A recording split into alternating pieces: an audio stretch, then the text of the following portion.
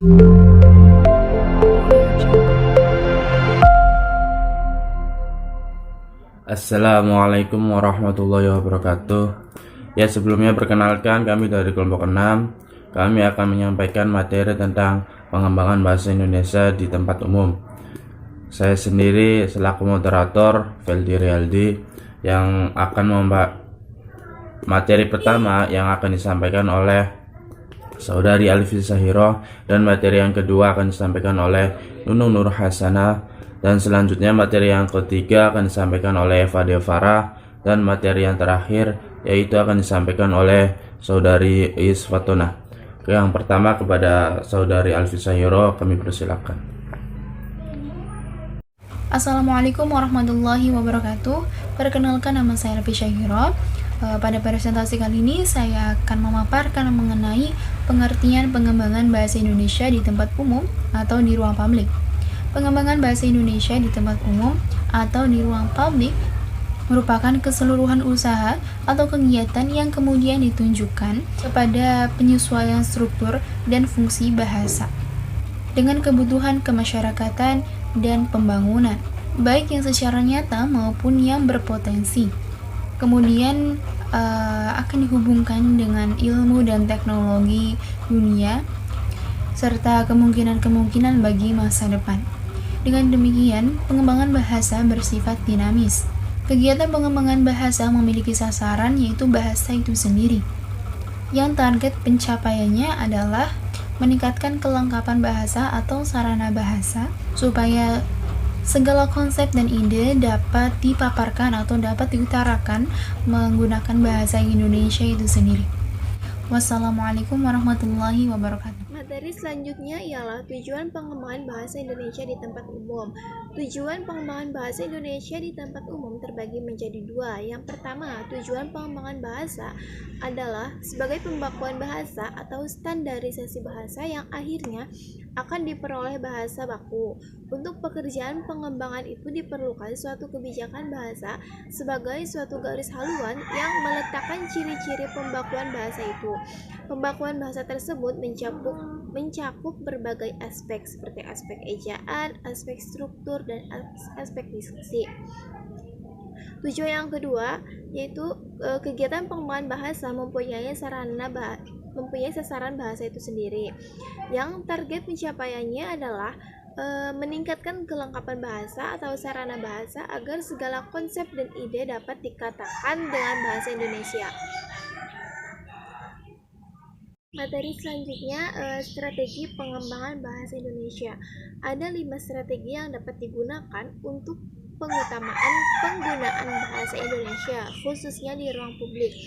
Seperti yang pertama, dilakukan penertiban terhadap media seperti spanduk, baliho, banner, papan nama instansi atau institusi, dan lain sebagainya.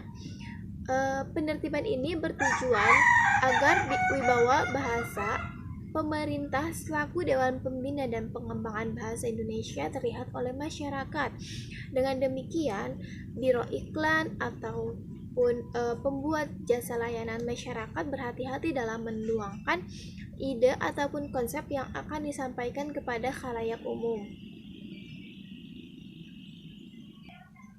Kemudian, upaya sosialisasi kebijakan pengutamaan penggunaan bahasa Indonesia. Sosialisasi ini dapat dilakukan secara periodik pada media massa seperti televisi, koran, majalah, dan juga bisa dilakukan menggunakan media sosial seperti Facebook, Twitter, WhatsApp, Line, dan media sosial lainnya. Melalui media massa dan media sosial diperkenankan sejumlah kosakata yang memberikan konsep yang lebih jelas dan komunikatif jika dibandingkan dengan menggunakan bahasa Inggris. Sosialisasi yang dilakukan harus melibatkan banyak pihak dan berbagai elemen masyarakat sebagai sasarannya. Materi selanjutnya akan disampaikan oleh pemateri berikutnya. Baik, selanjutnya terusan dari Nunung Nur Hasanah mengenai strategi pengembangan bahasa Indonesia. Nah, ini pembinaan bahasa dilakukan oleh pemerintah, kemudian peraturan daerah. Tiap daerah yang tersebar di seluruh pelosok Nusantara ini perlu membuat kebijakan yang sama tentang aturan penggunaan bahasa di ruang publik agar masyarakat itu tidak melanggarnya. Kemudian pemerintah juga harus memberikan sanksi terhadap masyarakat yang melanggarnya. Kemudian menjalin relasi dan kerjasama dengan seluruh elemen masyarakat, instansi, kemudian institusi pendidikan, perusahaan, dan lain sebagainya. Apabila kita merujuk pada Undang-Undang Sistem Pendidikan Nasional, Undang-Undang Nomor 20 Tahun 2003 Pasal 13 disebutkan bahwasanya bahasa Indonesia sebagai bahasa negara menjadi bahasa pengantar pendidikan nasional. Selanjutnya yaitu Undang-Undang Penggunaan Bahasa Indonesia di Ruang Publik atau Tempat Umum. Ketentuan tentang penggunaan bahasa Indonesia di ruang publik diatur dalam Undang-Undang Republik Indonesia Nomor 24 Tahun 2009 tentang bendera, bahasa, dan lambang negara serta lagu kebangsaan.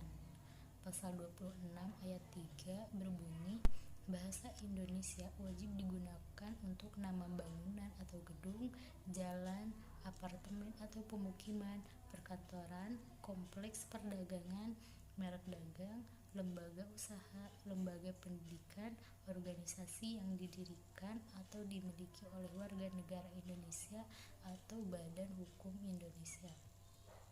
Selanjutnya yaitu tindakan dalam pengembangan bahasa Indonesia di tempat umum atau ruang publik.